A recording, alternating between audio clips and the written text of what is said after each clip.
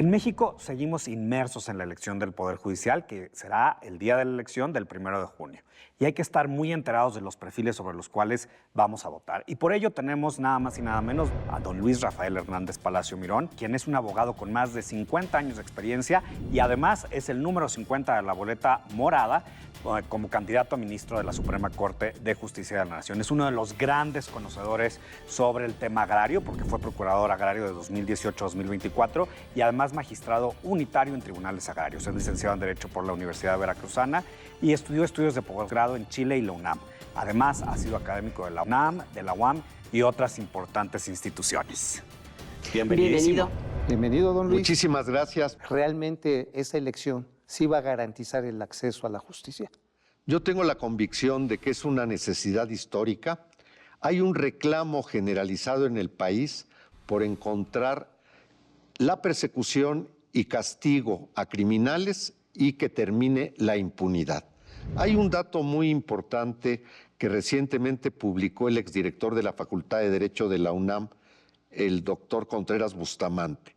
El 30% de los juicios que se llevan a cabo en los tribunales locales, en el fuero común, como decimos los abogados, es de orden civil. El 40% son asuntos de los juzgados familiares, patrias potestades, pensiones alimenticias, divorcio. El 30% corresponde a los otros fueros, pero solo el 7% es penal, cuando hay un sentimiento generalizado de la inseguridad y el desarrollo de la delincuencia o la impunidad, robos, asaltos, extorsiones. Y esto es un tema que entonces tiene su origen en la falta de instrumentos suficientes y capacidades concentradas para la persecución del delito y su judicialización puesto de manera integrada en las carpetas de investigación en conocimiento de los jueces. Y este es el sentimiento más generalizado que existe. Es el tema de procuración de justicia. Es el tema de procuración, pero que tiene que ver finalmente con la impartición. Si bien se origina en la procuración, impacta en la impartición. Pero si un expediente está mal integrado, no va a poder ser. Y tiene su consecuencia en la visión de los jueces en cómo poder resolver ante la insuficiencia de la entrega de los elementos de investigación. ¿Qué es lo que puede hacer un juez? Que las procuradurías muchas veces fallan. Bueno, y entonces este paso inicial de la reforma del Poder Judicial, de la Federación y en un número significativo de estados de la República, tiene que continuar en una reforma del sistema de justicia. Pero esto va a requerir que haya una consolidación y maduración en un nuevo Poder Judicial que a su vez, por una serie de deficiencias propias, ha tenido también una responsabilidad en la incapacidad que se ha estructurado en el sistema del Poder Judicial de la Federación y que ha trasminado a los estados. ¿Por qué la renovación electoral del Poder Judicial de la Federación, tanto federal como estatal, puede abonar en una mejor impartición de justicia? Cuando se constituyó nuestro país con motivo de la Revolución Mexicana, se puso dos objetivos para lograr la modernización de México, la reforma agraria y dar de derechos a los trabajadores industriales. Los dos eran grandes procedimientos administrativos. Si bien el constituyente del 17 discutió el poder llevar a cabo una elección democrática o una apertura a diversas formas de manifestación para la elección de jueces, magistrados y ministros, no fue prioritario y quedó en el esquema de que el presidente de la República enviaría la propuesta y el Senado nombraría. Y con eso vivimos de 1917 hasta 2017, en que estuvo entre medio una reforma de 1995 que redujo los ministros de la Corte, estableció que el presidente tuviera una prerrogativa fundamental. Fue el presidente Zedillo que nombró una corte a modo para llevar a cabo los objetivos de lo que habían venido siendo las reformas estructurales del neoliberalismo, a las cuales me voy a referir más adelante.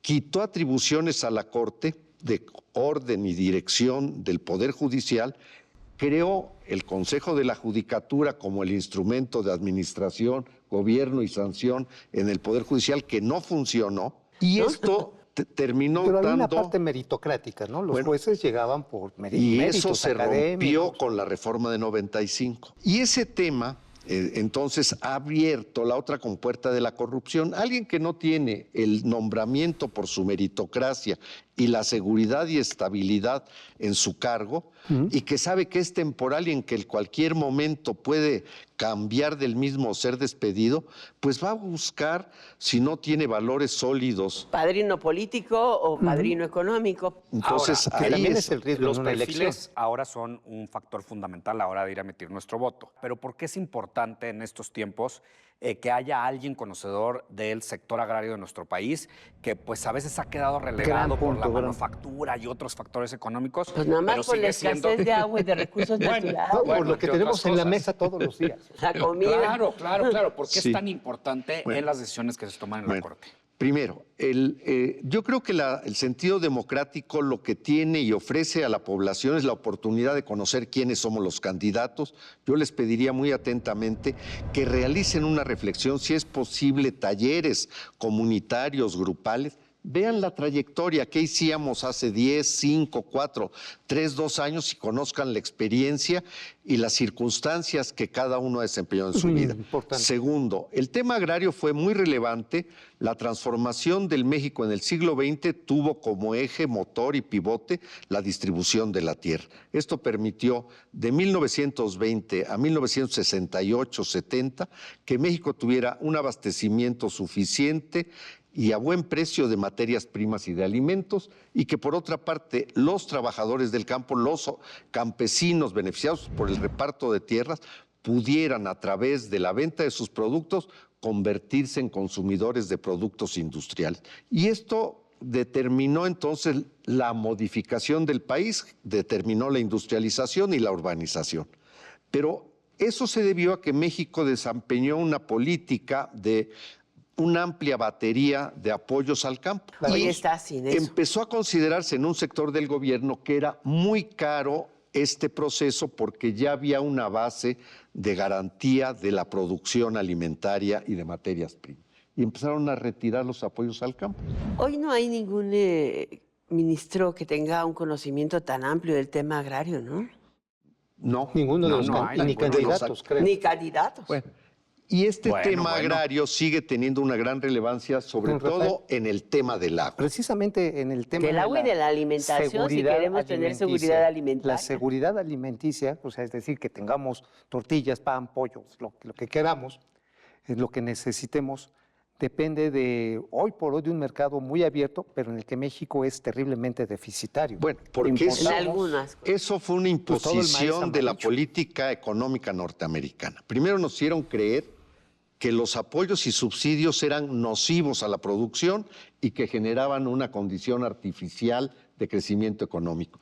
Cuando Estados Unidos es el país que más subsidia la producción de Farm Bill, alimentos, ¿no? el 70% del valor de los alimentos en Estados Unidos está subsidiado Sí. directamente por el gobierno. Empezando por el maíz amarillo. Y aquí pues, nos hicieron retirar este apoyo para que fuera más barato importar que producir. No, es que Hasta aquí un hemos ministro de prohibido el Economía maíz. en el país llegó a decir eso. Vamos a dejar el campo porque nos sale más económico importar Fue los alimentos. Serrapuche. Serrapuche. Ujú. Digo, bueno, Bueno, exceso. eso es. Y esto pues ha tenido una consecuencia muy grave que requiere revertirse. Primero, en lo jurídico, el gran tema es el agua. Los núcleos agrarios fueron dotados con volúmenes de agua de Pero las 1920. condiciones han cambiado. Pero es posible establecer condiciones de equidad en lo que ha sido la disminución del abasto de agua, pero mantener el abastecimiento que se da a los núcleos agrarios a través de los sistemas de riego. Pero por otra parte son ineficientes. Mientras tengamos el riego por aspersión, nada va a ser suficiente. Tenemos que ir, y esto ya se anunció Cambiar al riego por al riego goteo. por goteo y otros O el sistemas hidropónico. más eficientes. Esto requiere de una inversión, de una capacitación, pero tenemos que asegurar de entrada que en un sistema equitativo mantengamos el suministro de agua a los núcleos agrarios. Respecto a la siguiente corte, ¿qué es lo que deberíamos estar esperando y cuáles, digamos, los temas electorales que van a estar sucediendo por ahí? Yo creo que hay dos aspectos, dos orientaciones. Uno, en lo sustantivo, la Corte tiene que retomar los aspectos sociales, pueblos originarios, sector agrario, derechos de la naturaleza que son garantía para la vida humana, conservación ¿Cuáles son esos? de la selva, el bosque, la biodiversidad. Por otra parte, Otro tren ya no. los derechos de las mujeres para garantizar equidad e igualdad. Y en el agrario también hay ese. Y ahí nosotros Mujeres, importante. Laboral. iniciamos un trabajo muy importante, Mujeres por el Acceso a la Tierra, que tendrá que continuarse. Aquí es fundamental, ¿eh? El 40% de quienes trabajan la tierra son mujeres. Pero no pueden tener garantías ni créditos porque no pueden ser dueñas de la tierra. Eso, Eso. No, eso es una aberración. pero eso está lográndose. Esto la ley lo Ya lo permite empezaron. y Apenas. tiene que impulsarse, adquirir una mayor dimensión. Sí, pero los comisariados ejidales no reconocen nada. No, aquí en la Asamblea y nosotros hicimos unos talleres de participación colectiva en base a un sistema de educación pedagógica, estructural, popular, en la cual se puso como primer tema derechos humanos con perspectiva de género. ¿Cuáles son los temas que atiende la Suprema Corte de Justicia? ¿Qué debería atender? Bueno, atiende por Constitución primero los temas de inconstitucionalidad. Cuando una ley, un decreto tiene esta característica, puede ser objetado, demandado. Controversias constitucionales, cuando es un conflicto entre poderes o entre entidades federativas. Tercero, los temas de los juicios de amparo directos cuando tienen un tema de constitucionalidad.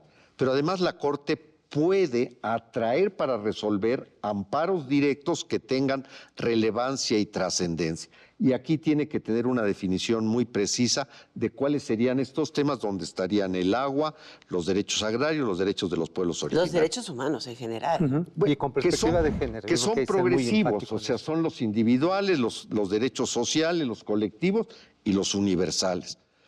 Y por otra parte, cambiar el método, la relación de la Corte con la población y del Poder Judicial en su conjunto. ¿Puedo hacer una última pregunta? Sí, ¿Qué garantía hay de, siendo usted electo, se va a mantener con independencia al Poder Ejecutivo o al Legislativo? yo creo que el derecho de la ciudadanía a elegir, en base a la reflexión objetiva y conocimiento fundado, va a ser la garantía de que los ministros actuemos respondiendo al pueblo.